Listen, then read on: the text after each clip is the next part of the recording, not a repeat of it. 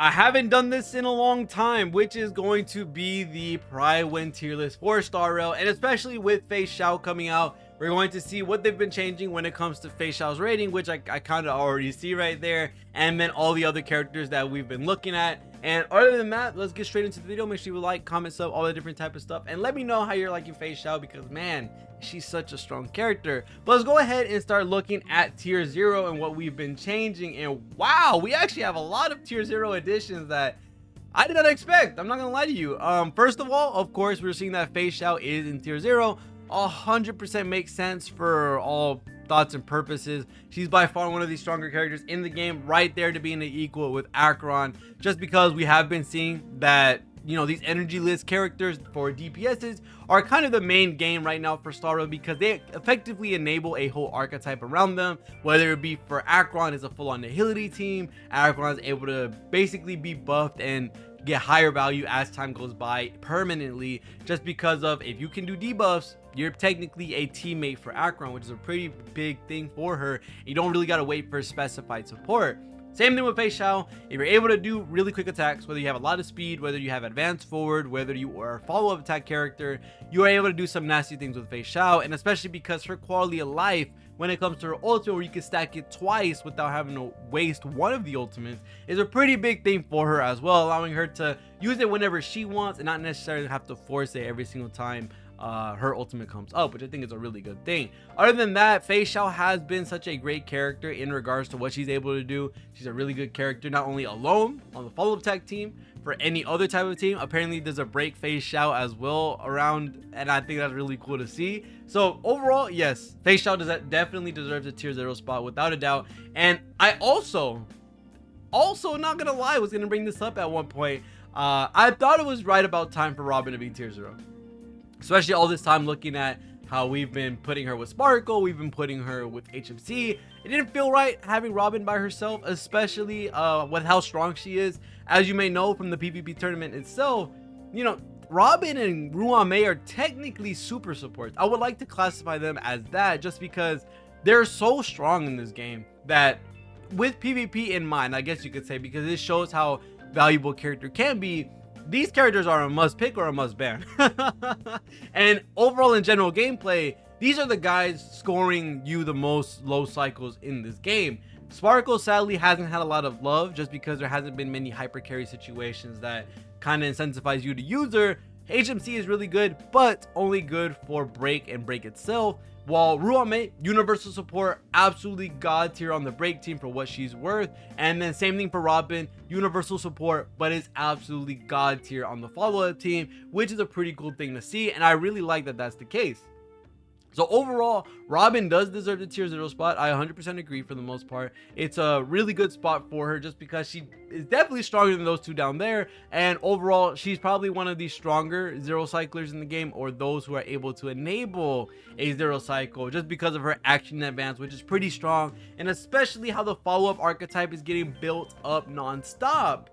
Her ticks that she does with every attack is a pretty big bonus to the team damage as well, which is a pretty big portion of her. She has quite literally the craziest amount of damage with every single follow-up, getting this additional 15k, 20k, 25k every single time from Robin herself, that it allows her to do some absolutely nasty work and allows her to put in so much effort with her technically being off field, because she's over here buffing follow-up attacks with extra crit. She's able to give extra attack, extra damage, all of that different type of stuff. So overall, really cool thing to see. And then she's able to give an advanced support on top of it, which boosts the whole team up one, which I think is absolutely insane for Robin. So yeah, definitely deserves a tier 0 spot. Now, something I did not expect was Aventurine and REHOO sharing a spot. REHOO being in tier 0 with Aventurine.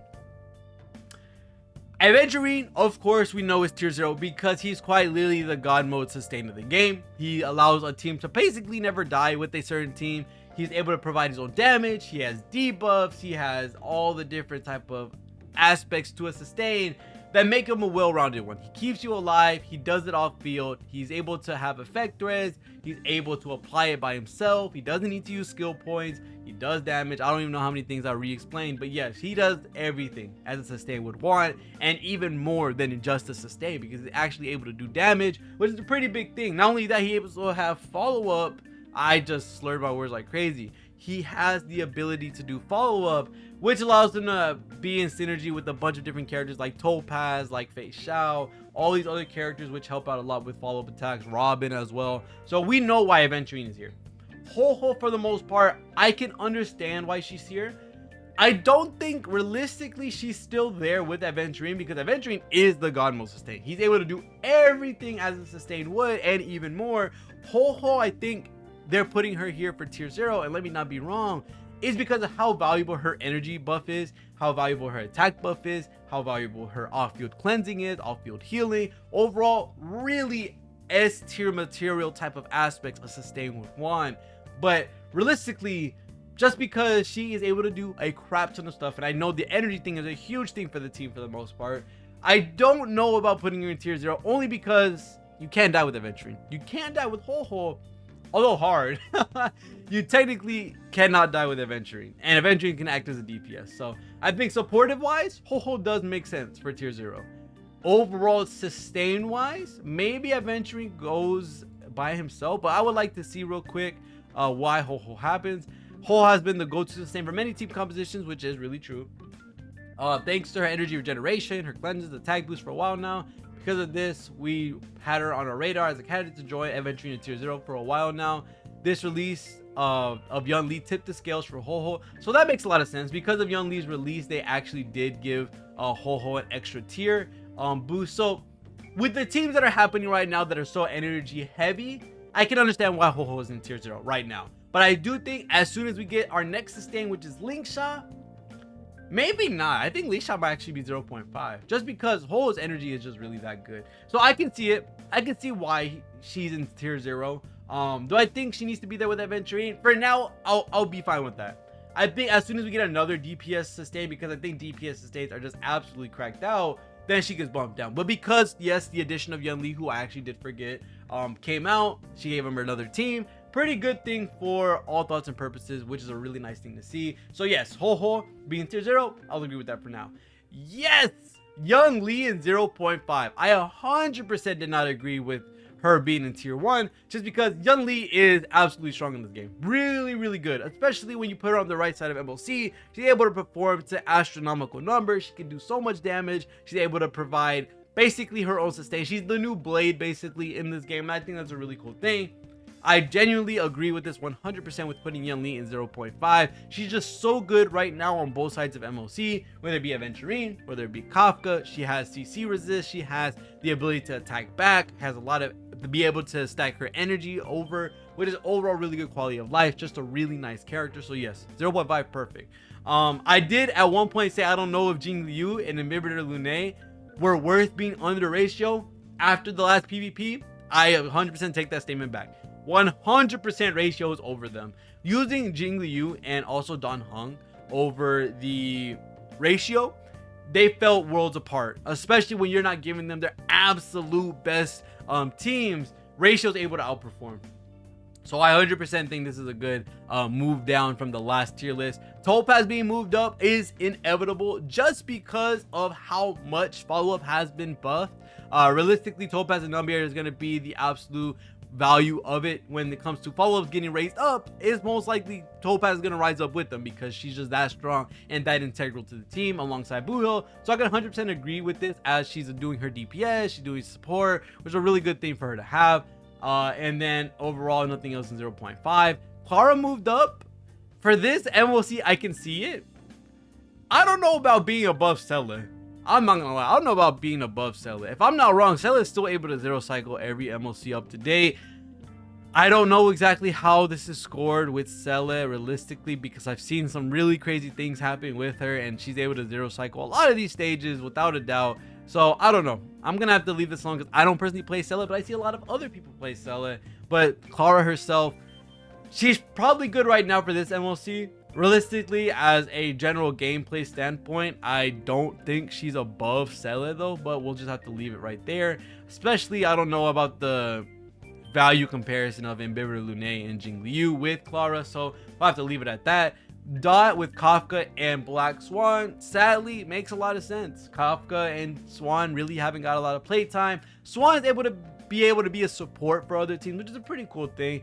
But realistically, for their main purpose, which is Dot, Kafka and Swan just had no reason or have no reason to realistically be able to move up in the tier list or stay in the same spot. Dot hasn't really gotten any love of late, so that kind of sucks for her, just because Dot was one of the better play styles and one of the more fun play styles realistically for a lot of people. And the fact that we haven't seen any buffs to it besides quote unquote Jiao Shou, it kind of sucks if that's the case. So these two are 100% going to move down. I do think as time goes by, we will see these guys rise back up, but we will need a lot of Dot support, and maybe we might have to leave one of these characters alone, because to buff up the Dot team, we kind of have to do a full flip over to see what exactly we are missing. We don't have a third premium Dot unit that is absolutely insane, and we don't have a premium Dot sustain either. So there's a lot of stuff that we are waiting for the Dot archetype, while the follow-up and the break archetype are getting built right now. And then Mose in tier 1, sadly haven't had the chance to play with them, so I can't comment on that. Silverwolf actually getting dropped down once. Holy crap, that's actually insane. Now, the reason I can't fight this, now I would want to say that Silverwolf deserves to be a little higher. The only reason I can't fight this is Ting Yun is in tier 1. But I honestly do think Ting Yun deserves to be 0.5 alongside Sparkle and HMC, just because of how much value she provides even up till this day. 1.0 up until 2.5, I think, or 2.4. She's still one of the better units in the game because of her energy buffs, because of her damage buffs, because of her attack buffs. So realistically, I think Ting Yun needs to be tier 1. Like, she's just that good. She's a really good universal unit because everyone can like energy. While someone like HMC, although super strong and the only super rate character available for that archetype, only works for break. Ting Yun works for everybody, and Ting Yun provides crap ton of value with being on the team. Same thing with Sparkle. Sparkle, sadly, the hyper carry isn't it at the moment, so I don't know. I think Ting Yun deserves to be in tier 0.5, and maybe we drop down maybe these two. I don't know. I think Ting Yun just has so much more value than these guys right here because of how universal she is, and also the energy buffs are just absolutely insane for a lot of teams in the game at the current moment. So I don't see Ting Yun being in tier 1 with Jiao Shou. I think Jiao Shou being here is kind of crazy too. But realistically, he's only used for Acheron's team, so I can see why he's very limited in his use. So I don't know. We might have to change this Ting Yun spot. But I can't fight this right now with Silverwolf. I think Silverwolf realistically, and Pella is down here too, which is insane. I think these two need to be bumped to tier 1 at least. These guys are absolutely insane, with Silverwolf being the god tier character for single target damage, which we've been seeing a lot more of, and then Pella's Pella. She's just overall really great. So I think these two should be moved up a tier for sure. After that, we see Jing Yuan and Ching Chui in tier 2. Deserved. I don't care. Ching Chui deserved it. She deserves to be knocked down. I think she needs to be knocked down even more. Now, I'm not gonna lie, I think this is a fair spot now. Her being so RNG reliant, I just don't like RNG characters. I think they're fun, don't get me wrong. I really like RNG characters, they're really cool. But in a meta standpoint, consistency is better than peaks. And I really do think that Ching Chui, because she didn't have that consistency, there is a chance for you to just break all your skill points and not get a tile. It's a pretty bad thing. And same thing with Jing Yuan. Jing Yuan is sadly in that spot where whenever another unit gets buffed, he gets buffed, right? But Jing Yuan's right here, and the other unit's already here. So buffing a character takes Jing Yuan up a little bit, but also takes up that other guy a little bit, which kind of hurts him out in the whole game. When it comes to the meta aspect. So right now, Jing Yuan isn't the best right now in regards to consistency either. His lightning lore is still finicky. He can still get CC. There's a lot of flaws within Jing Yuan that a lot of these newer DPSs kind of like make sure they don't have any flaws at all, or they have very little requirements as well. So I can understand why these guys are below. Himiko, I guess she could stay there just because we haven't seen more stages where she's able to be used. But Himiko, for all intents and purposes, there are some not pure fictions, but there are some MOCs where she does have to sit out, and it makes sense. Same thing for Blade. Other than that, Bailu got thrown down to tier 3. Oh no, not Bailu. She actually saved me in one of my runs. I don't agree. I think Bailu and Japard are kind of the same value. Japard is a really good shielder, although it having to be tied to his ultimate. He's able to freeze, which is pretty good as well. Bailu's invigoration is just super strong. Bailu has a lot of aspects to her kit that allow her to perform really well, especially when a lot of the enemies that we're fighting now don't necessarily all have debuffs on them or don't have any CC tied to them, which makes it a prime example for Bailu to be able to shine up a little bit more, just because she reduces damage, she gives you back the health you've taken in terms of damage. A lot of really good stuff that comes from her kit. And although the bounce kind of sucks because it does RNG its way around enemies or around allies, I do think Japard and Bailu deserve to be in the same spot in tier 2 realistically, because I don't see anything that Japard and Bailu technically have that put each other that far apart in tiers. So I would like to see Bailu come back with Japard. Realistically, I think these two should be forever tied with each other because they kind of don't outshine each other in any way, shape, or form. Misha and Serval dropped to 2. Yeah, 4 stars at the current moment aren't doing so great, especially when it comes to the DPS portion, because we have so many 5 stars right now that are outperforming. And then Don Hung and Herda and Hook to the Forgotten was no. But that's pretty much it when it comes to the tier list. I really like looking over the meta, how much has changed, especially with all these brand new units and with all the archetypes that are being buffed up, built up, all the different types of stuff. So other than that, that's gonna be it for this video. Thank you guys so much for watching on this video. See y'all guys in the next one. Peace.